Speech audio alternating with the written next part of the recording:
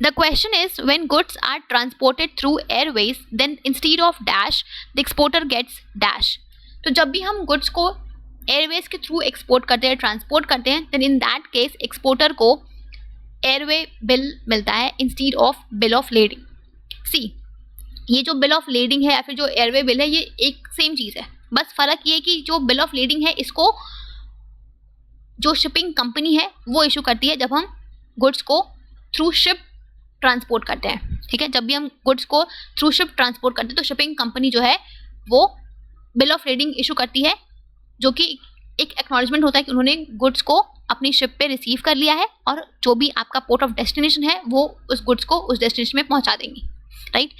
But जब भी हम गुड्स को थ्रू एयरवेज ट्रांसपोर्ट करते हैं तो उस केस में जो एयरलाइन कंपनी है वो एयरवे बिल इशू करती है, जहाँ पे वो एक्नॉलेज करती है कि उन्होंने गुड्स को रिसीव कर लिया है अपने एयरक्राफ्ट पे और जो भी आपका गिवन डेस्टिनेशन है उस जगह पे वो इस गुड्स को पहुंचा देंगी. ये तो फ़र्क ये है कि बिल ऑफ लेडिंग को शिपिंग कंपनी इशू करती है जब हम गुड्स को शिप से भेजते हैं, और एयरवे बिल को Airways company, airline company issue करती है जब हम गुड्स को थ्रू एयरवेज ट्रांसपोर्ट करते हैं. तो ठीक है, तो answer will be your option number 4, that is bill of lending and airway bill. It means that when the goods are transported through airways, then instead of bill of lading, the exporter gets airway bill. Clear?